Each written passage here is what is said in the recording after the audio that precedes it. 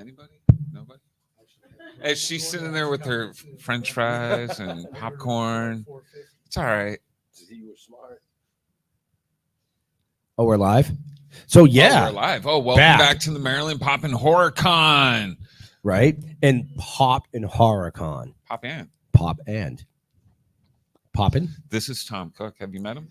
Tom Cook. Who's Tom Cook? The animator extraordinaire from Filmation and a little bit in the Hanna-Barbera world, right? Listen, I'm not going to lie to you. I've been around a lot of celebrities in my life over the years. I actually brought something to get signed. Listen, dude, I'm geeking out right now. We sat at the bar last night having dinner. I know. I walked in and out like a douche. I was very calm, but I was totally geeking out. And I leaned over and I said, I will be honest with you. Oh, shucks. The Smurfs were one of my favorite, man. They were one of my favorite. Yep. You know. But anyways, for those of you that don't know who Tom Cook is, which is shame most of you. on you. I will say shame on you. And I'm talking more to not the people sitting in the room, but just so you all know, we are streaming on 22 platforms worldwide, probably hitting over 300,000 people right now. So for those of them that don't know who Tom Cook is, shame on you. They at least came to the panel. Where's right. But no, welcome. You thank you. No, thank you. Seriously. No, thank you. No, I'm going to thank you because this could go on forever. We could do this for a half an hour, literally. Especially if we thanked him for every show that he animated. Oh, right. Yeah, my favorite babysitter was He-Man. So like. Every episode you were on. So you had the power. I have the power. I have swords. I thought you told me it was She-Ra. Well, I had to look tough for him. So. Oh, okay. Is that what it was? But yes, Tom is one of the icons, I would say, an icon and legend in animation. Yeah, like definitely. If there's a cartoon out there in the 80s that you grew up on, you can thank him. Chances are. Your parents could thank him because chances are that's where why that was our babysitter. Yeah, they were like, "Here, watch TV. I must go and do adult stuff." What's on today? Everything that Tom has done. So, Jeremy, I know Jeremy's totally geeking out right now. I can see him shaking over there a little bit. A little bit. So I'm going to let you go. How'd you get to the level of? You started off as a bus driver, correct? Yes, a bus driver. So that's the way. That's the first step. That's to how you become become an an animator. Is to be a bus driver. Damn it! I knew I took the wrong direction. I actually was on my day off, and I went out to get the mail, and it was just a bunch of junk mail. So I threw it on my kitchen table, went and made a sandwich, sat down to eat, and I saw this pamphlet amongst the junk mail, and it was the local college and what they were going to be offering in the summertime. And one was a comic book class. And I was a big comic book fan. Mm-hmm. I used to draw comic book characters and stuff. So I said, man, I'm taking this class. And didn't plan on taking any classes, but after seeing that, and so I signed up for the class, went in the first day, the teacher said, bring in your portfolios next week. I want to see what you guys have done just on your own.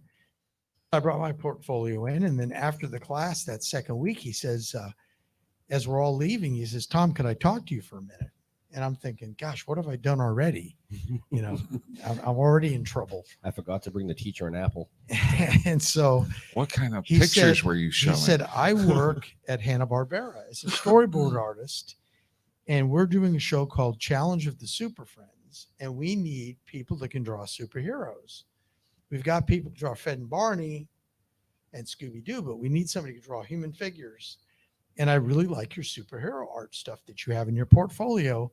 Would you be willing to take a class at Hanna-Barbera to learn basic animation if I could recommend you for the class? Class is free as long as I recommend you. So I was like, yeah, of course. You know, I'd love to do that. Right. Took the class, was in there for 3 weeks, and I got hired.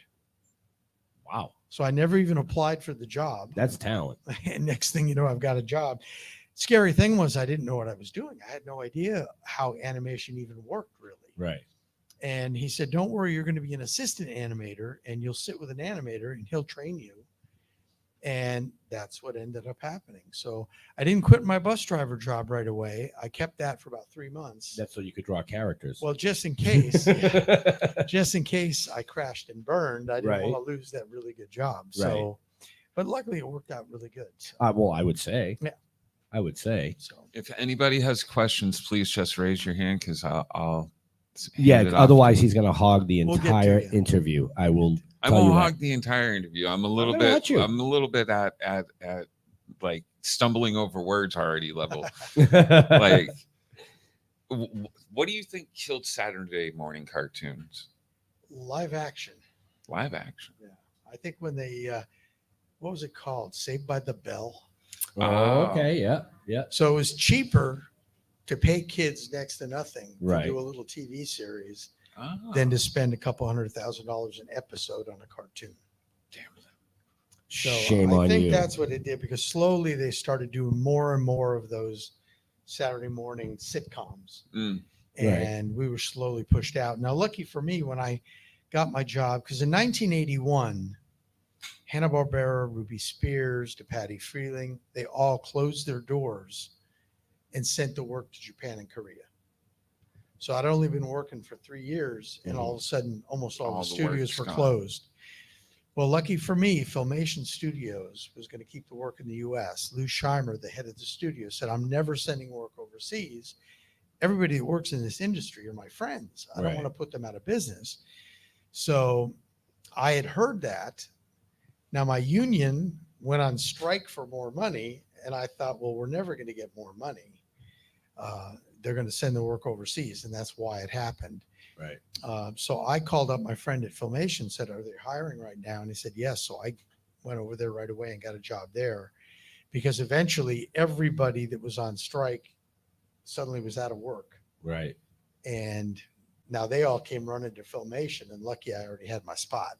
Right. He was like, I was driving the bus. Y'all missed me. Hold So, on. so yeah, so that's kind of what happened. And I mean, it was sad, but at Filmation, what we did is we kind of changed the playing field by doing things in syndication.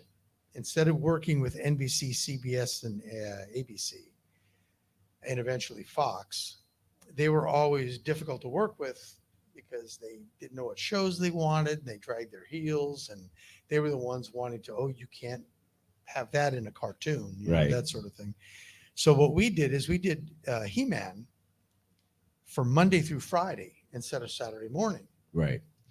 So that means instead of having 13 episodes a season, we had 65 episodes a Mhm. season. Thank you for that. And if there's only 52 weeks in a year and you got 65 episodes, you're going to be busy. Oh yeah. So, and now we did the whole series and said, okay, who wants to buy this? And then your channel 11s and channel 9s and channel 5s, the off stations, they all purchased it. And so that's what made it such a hit. It was everywhere. Wow. And so from then on, Filmation never worked with the networks again. We only did syndicated shows where we would actually create the show, get it done, and then put it up for sale. Wow. Yeah. That's actually a good idea. And it worked really well. Yeah. Wow. Yeah. Well, I would say it did. I Yeah. mean, like I said when we sat down, thank you. Yeah, right. You know. Now you mentioned comic books and growing up with comic books. You've met the King Kirby, rest his soul. Like, what was that like? I'll never get that opportunity ever at all. So I'm gonna Right, live through right. you Yeah, it right was- now. When I was still a bus driver, I was driving by a little bookstore in North Hollywood, California. And I saw a sign that said, Jack Kirby's going to be here doing autographs. So I brought a couple things, and I brought my son, and we went and met the King. And he actually had some original artwork sitting there. And I Mhm. said, "How much is this?" And it was the cover to Fantastic Four number 171, Ooh. the original cover. Ooh. And he goes, "That's $75." And I'm like, I hope you scooped that up. "Oh, I did." He's like, it's hanging on my wall. So $75 Yeah, back then artists- was still a lot of money. Right. But I But- still felt like $75. That's a good deal for a cover. Right. So I bought it from him and got a few other things autographed as well. And then that was kind of it. Then I get the job at Hanna-Barbera, and it must have been about 1980 because I was working on Thundar the Barbarian which was created partially by Jack Kirby. And I was sitting there working, and I looked out, and there's a bridge going between the two buildings. And here comes Jack Kirby on the bridge. And I didn't even know he worked there. He was doing character designs and concept art. Right. And so I just said, "Oh my gosh, it's Jack Kirby." And everybody around me goes like, "Who's Jack Kirby?" Because these are all cartoon people. They're not comic people. So luckily that was good because I could walk out and pretend I had to go to the other building so I could run into him. And so that's how I met him that first time. And he put his portfolio down. We talked for about 20 minutes, about stuff, and me just gushing like crazy. And at the end of the thing, he says, "Well, here's my phone number and here's my address. Give me a call and come out to the house." And I'm thinking, wow, this is Jack Kirby's asking me to come to his house. I didn't do it. Oh, I thought he was just being like really a nice. true geek. I thought he was going to be just being really nice to me, and that was it. But I found out later on, he did it all the time. People come over, his wife would make him lunch. He'd show you stuff, probably give you stuff. right. So I could shoot myself for not going. It was, He's like, if I could kick my own butt, I Yeah. would be kicking it right but now. to meet him was still just because having meeting him before, it was like, there's a big line of people. You can't really talk to him. Right. Now I really had a chance to kind of pick his brain a little bit. It's kind of like being at one of these conventions and Yeah. trying to get to your table. Yeah. And I'll spend time with you if there's not a lot of people around, but Right. sometimes you got the line and you gotta hurry it along. But Yeah. yeah. Because you're trying to keep everybody happy. Yeah. And luckily this show's been busy enough. I haven't had a lot of time. Last week, I was at a show. You could have Crickets. come up and we could have talked for 2 days with nobody interrupting because it was not a real good Well, show. that's not funny, but it is kind of comical. Yeah, um, it hurt. Oh, I'm sure. I'm sure. Oh, sorry. Yeah. I was reading. Well, no kidding. How much did tech change during your tenure? Like, I'm sure it went more from animation cells up to what it is now. No. All the time that I worked, we always did cells. Cells really didn't disappear until the 90s. Filmation closed in 1989. And it wasn't because they went out of business, but Westinghouse owned the company Mhm. and they needed some cash. So they decided to sell us. And they promised Lou Scheimer, the head of the studio, that we'll sell to somebody that'll keep the studio doors open. Yeah. Right. And so L'Oreal, the makeup company, bought us and promptly closed the studio. And all they wanted was all our backlog of videos so they could put it on video and sell those. They didn't want a working studio. So, Wow. And the ironic thing is it happened on February 3rd of 1989, 30 years earlier, February 3rd of 1959, Buddy Holly died. So that was the day the music died. I always say this was the day the animation died. Right. So- Fitting. So I should write a song about it. I You guess. should. Absolutely. I think you absolutely should. Oh, yes. Then we could get you back on the show and talk about your Any songwriting career. questions? I'll keep going. Yeah, it wasn't until really the later 80s that we had the first computer system, but it had nothing to do with the animation really. They did wireframes. And if anybody remembers the show called Brave Star, Mhm. they drove on these kind of a cattle, but it was like one of those land speeder things in Star Wars. Yep. So they just held onto the horns and then they zoom around. So those were really hard to draw. So we would go into the computer room and they would give us the wireframe and they could turn it in any direction. Oh, So that's we'd cool. show them the way that we're going to be doing our scene and they'd print out that so we could kind of trace over the wireframe and put in the character. And that kept it really good, it Right. looked more mechanical than alive like our animation normally is. Mhm. And so that's really the only thing that really touched us at all. And a little bit with the ink and paint. The assistant animators used to kind of be a little bit sketchy, but they finally had to close every line because the computer started taking Oh, on to coloring. fill it in. Right. Instead of painting, Oh, where you just- could paint up to a line. Now, if you flood filled it, it would go into some other area if it wasn't closed off. Gotcha. So, and that was right towards the end of the 80s, Hmm. but didn't really touch me as an animator at all. Who's easier to animate, He-Man versus Heathcliff? Oh, geez. There's not even a He-Man's so complicated, it's much more difficult to do See, him than I told you than guys, Heathcliff. He-Man's complicated. yeah. You're complicated. Anytime you're doing somebody that's a real human character, you can't do the stretch and squash that you can with cartoon Yeah. characters. So it's much more difficult to animate a human character because if you make it look wrong, it's easy to see because Right. that's not what humans look like, or Right. that's not the way they move. Yeah. With a cartoon cat, you can do anything, and Okay. it's easier to sell it. Fair enough. Fair Yeah. enough. Wait a minute. She's not supposed to look like that. Oh wait, she's older. Yeah, she is. It's okay. Oh, jeez. Jeremy caught that one.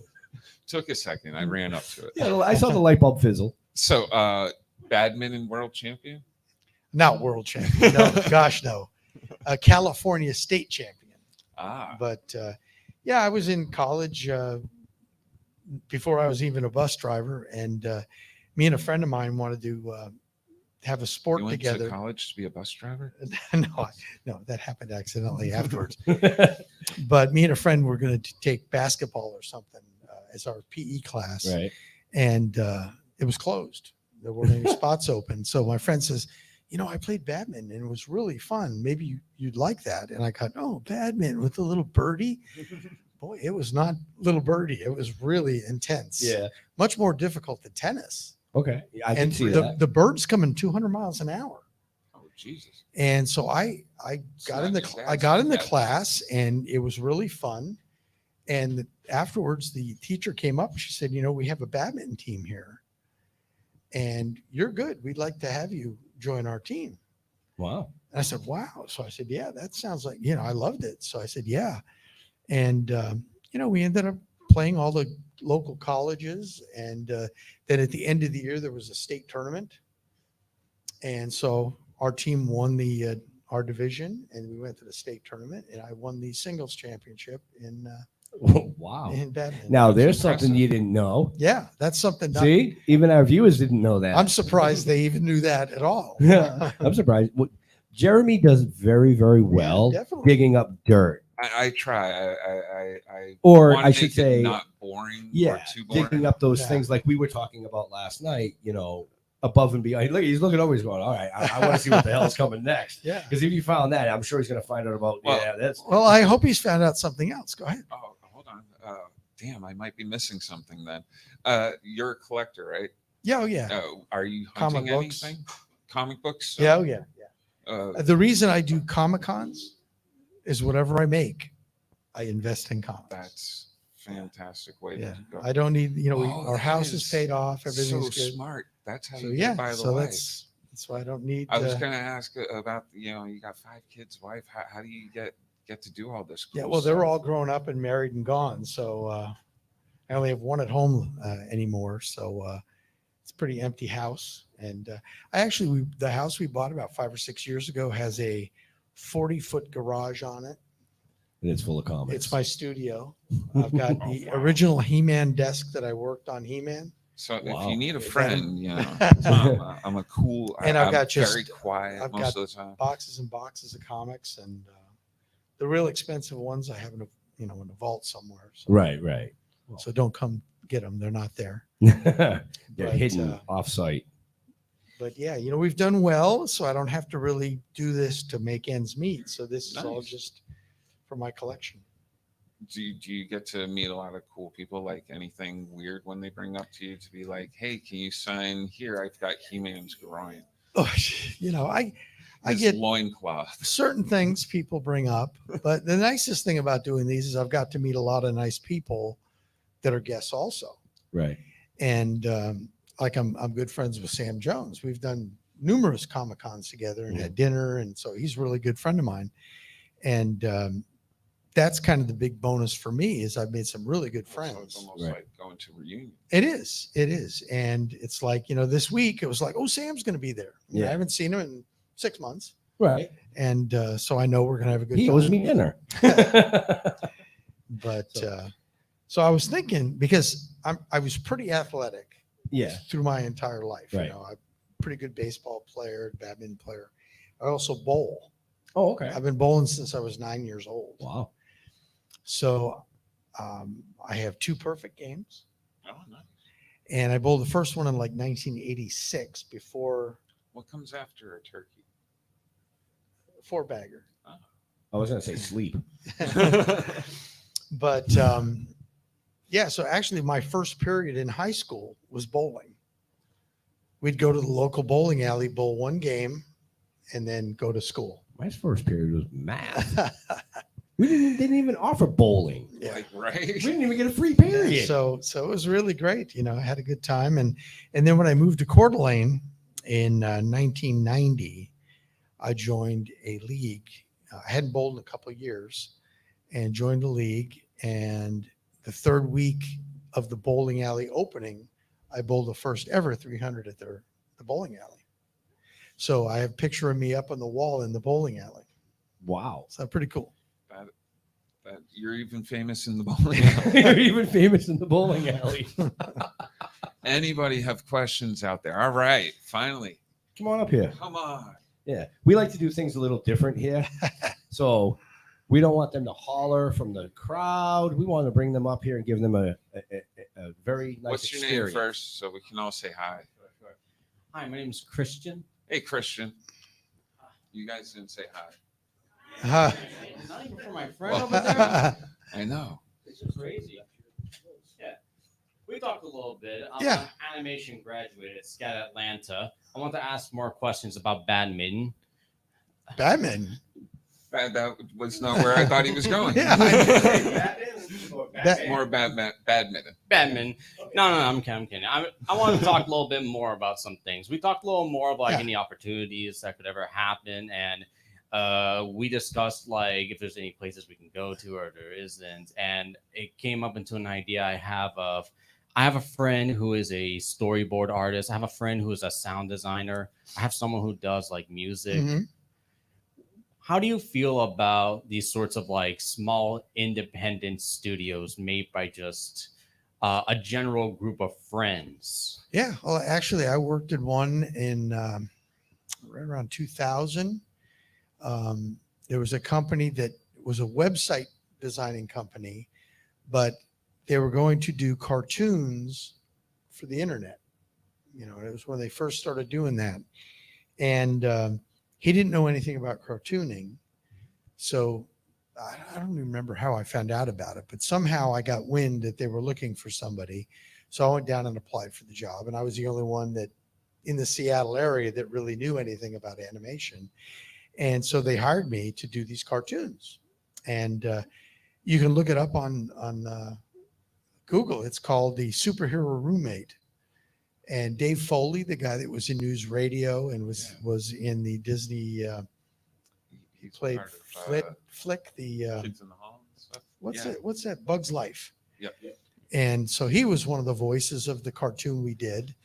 And so we were doing that. And so that sort of stuff. And we did it in Flash, you know, so I had to learn Flash because I'd never done stuff in Flash before. And, you know, drawing on a tablet instead of drawing on paper. Oh yeah. So that was what got me into doing that. In my courses, I was able to do both traditional and digital art. Yeah. that's Surprisingly, I'm a lot better when it comes to pen and paper and like the usual scanner systems. Digital requires a little bit more. Yeah, it was difficult for me because I'm used to looking at my hand drawing, and on a tablet, you have to look at the screen to see what you're doing. So you had to kind of learn for your hand to follow itself, and it took a while to get that. But that's the nicest thing about today, I think, is that you could have a storyboard guy and a sound guy and somebody does voices and put your own cartoon together. And, you know, it wouldn't be really that expensive, I don't think, to do. And so, I mean, that's a good way to go for sure. And if you happen to do something really good, you could hit big. You never know. Definitely. Yeah. I'm not sure how many questions I'm really Oh, you like can allowed ask. to ask. If I have like Go ahead. one more, If you have, yeah. you'll allow. Good Thanks job, so Ben. much. You've asked more questions than he's asked. Thanks for coming. All right, thank you so much. About the badminton questions, no. I still am interested in kind of looking into the industry, whether it's advertising, TV shows, or films that aren't even related to anything 2D. Yeah. I specialize in 2D effects, which can sort of span around different sorts of medias, even live action stuff if you so wish. What do you think is the most versatile piece of animation generally for like any sort of industry? Next question, please. No, no. I had one of my best friends. We worked on He-Man together. Sat in the same room for like 5 or 6 years. And when I left to go to Seattle, he got a job at Disney, and he was the special effects guy. So I know a little bit about about that. And but as far as I don't know where it would apply to be able to just be a sound effect or a special effects guy. I don't know how you would find somebody that needs just that. So I'm not exactly sure how to steer you for that. But it's it's definitely part of the whole thing. Is if you've got a show that's got a lot of special effects. We had a show called Black Star that had a lot of special effects in it. And so we had one guy that was his thing. He just did all the special effects. Sometimes they'd have underneath a light that they could put through the cells, and it gave all these special effects and stuff.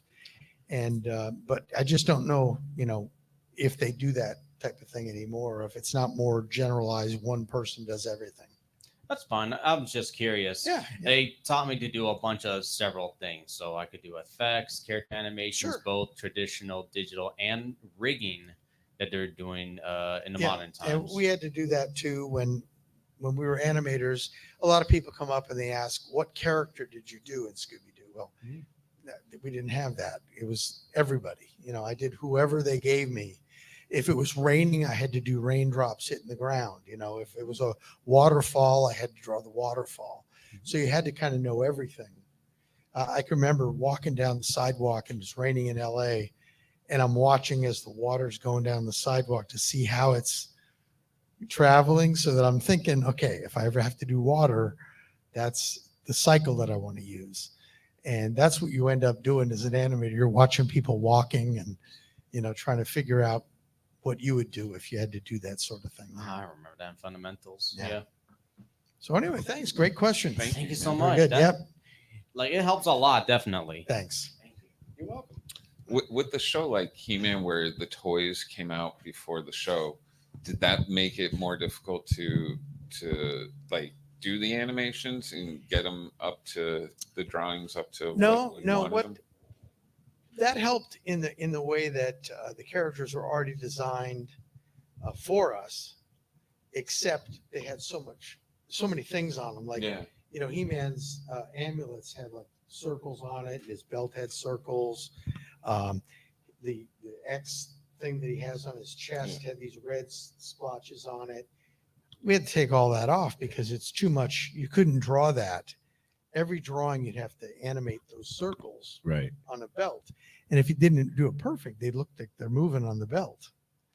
So we had to simplify everything. But having something to work from to begin with meant that we didn't go through like 20 different iterations of He-Man. There you go. Hey, It basically looked Is like this right? everybody drew basically the same thing, but just their take on it. So it was easier to hone in on what the character was going to look like. And that was with every character. They had way too many things on them because toys, you want stuff the kids love. Right. You The want it to stuff. pop and be like, And- oh, I don't have that one. Look, he has an extra circle. So yeah. Don't open that package. Yeah, don't open the packages. So we only have a couple more minutes with this amazing any gentleman. other questions from out there? Yeah, come on up. You want to keep keep standing up? All right, cool. Yeah, I don't mind. I know you're old and stuff. I want to make sure. Even Vic thought I was young. I was like, oh, thanks. All right. What do we got? Hi, my name is Morad. I run an animation club at Towson University. And my question to you, Tom, is if you're open to being guest speakers to universities, I sort of to put out there to kind of encourage other students who run animation clubs to possibly book you. Oh, I see. Okay. Oh, look, Where- a where would possible this- job. Where would this be at? Towson University. Where is it? I don't know where that is. It's like an hour drive from here. Oh, Or I okay. think it's not- Yeah, it's in Maryland. Okay. Okay. So it's close by. I live kind of a long ways away. So there'd be a cost to get me in, but I mean, definitely I would do something like that. So what I would say as a suggestion, because we've worked with other animators and things in the past, watch for them to be on the circuit, like he's here today. So what he would have done is reached out to his agent. and said, Yeah. I know he's going to be there. If we can pay for an extra day, Yeah, it's a that's lot- perfect. It's a lot more inexpensive. For Yeah. that university. Getting Yeah, inside that info way right now. they're folks. flying me in. They're paying my hotel. You only have to cover like maybe one day a hotel. Right. And It's a lot cheaper, but I have heard other animators. and that way I'd other come in like guests- on a Monday or something. If the show's over on Sunday, come on Monday, or I could come a day early and do it on Thursday or Friday. Right. So keep that in mind. Yeah, You know. that's a good way to do it. And- I've done store signings where I get brought into like a comic book store, Right. and that's the way they work it too. Yeah. Yeah. Similar idea. But that was a good question. Thanks. Very good. So is there an option for like a Zoom option as well? Yeah, I do Zoom stuff all the time. Okay. Just don't give them stream. Yeah, don't do StreamYard. Don't do StreamYard. Awesome. Thank you very much. You're welcome. So on that, I'm going to let you have the last My question. last question. Yep, we All have to right. let this What's gentleman the get back to his coolest thing table. You've acquired through all the years. Like I'm one of my favorite pieces is I have a few commissioned He-Man pieces and stuff by different artists like Ethan Van Sciver, a few other guys that are well known. Probably my most prized though thing is a He-Man sword that I picked up Oh, a few yeah. weeks ago at this point, and it was probably the least costly. Yeah, yeah. Well, for me, I've got a couple. Well, I've already mentioned my desk from He-Man. That Yeah. was when Filmation That's awesome. went out of business. They said, anybody want to buy their stuff? I said, man, I do. Oh yeah. So I bought the little shelf I had and the light and my desk. So I've got that. And then as far as like collectibles, my prized possession is my Amazing Fantasy 15, the first appearance of Spider-Man. You know, being that Spider-Man was my Right, guy. right. And I finally picked one of those. I had one when I was younger, but I sold it. And now I picked up another one for a lot Nice. more than I So spent the other real one. quick, we were chatting last night. Is Yeah. there an anniversary of a specific show that you've done? Well, this is the 40th anniversary of He-Man. That's right. Yeah, 1983 was when it first showed in Right. September or something. So that gives you an idea of how old I am now. You guys keep saying I'm young. I'm over 40. That doesn't mean anything. There's reruns. Look, Oh, listen. I sure. walked by his table. He's got the collection of He-Man there. You could have bought that. I'm just saying, I have- and any one of you could have bought that. And know. you still can. You still can't. Well, I don't know. You might have to beat me to it. So, because that might look good on my shelf at home, signed by an amazing legend over here. And I'd say the third thing that I've got that is really near and dear to me is, again, being blessed to be able to do these Comic Cons. I became pretty good friends with Neil Adams. Okay. I have one piece, Mike. And, you know, he took me out to dinner 3 days in a row in Miami one time. And I was like, let me pay, Neil, please let me pay. And he said, no, I'll do it. Don't worry about it. And I said, you know, people would pay $500 to have dinner with you. And here you are buying my dinner. So what I did is I went up to him and I gave him $3,000. And I said, draw me Batman. Wow. So he did a painted Batman with background and all that for me. I'm gonna say I'm a And little then, jealous. he gives it to me and it says Neil Adams. And I said, no. To my buddy Tom, Neil Adams. So he said, really? It won't be worth as much. I said, I don't care. He goes, okay. I'm sure there's plenty of other And then he ones just out there. passed away a year ago. So Right, it was right. really pretty sad that he finally, because he's one of the all-time greats too. His tables at cons were legendary. Yeah. I mean, it was as big as this room. Yeah. So with that, we're going to let this amazing gentleman go back to his table, where you all should head over if you haven't already. And if you have, hey, Done like there's I'm still doing stuff there. right now. you know. Mr. Cook, I'm I'm a huge fan, and I'd love to get my magazine signed if I could. I've never seen Jeremy shake so much in I my am life. shaking. This Like is- literally, I've never seen you him guys shake like don't this. understand. This is like my babysitter.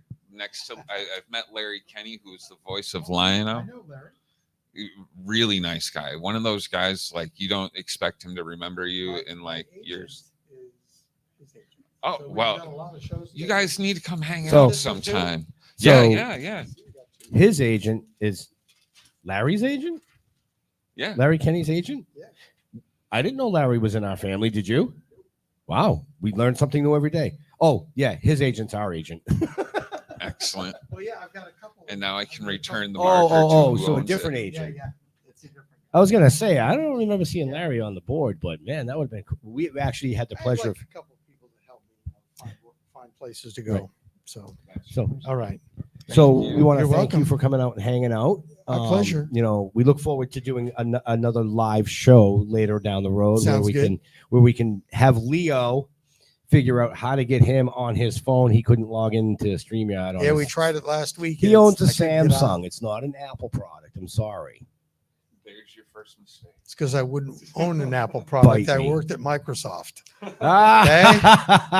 So head over and see Tom. Let's give it up for him. Come on, Thank you. Maryland. Come on, Marilyn. Thanks, guys.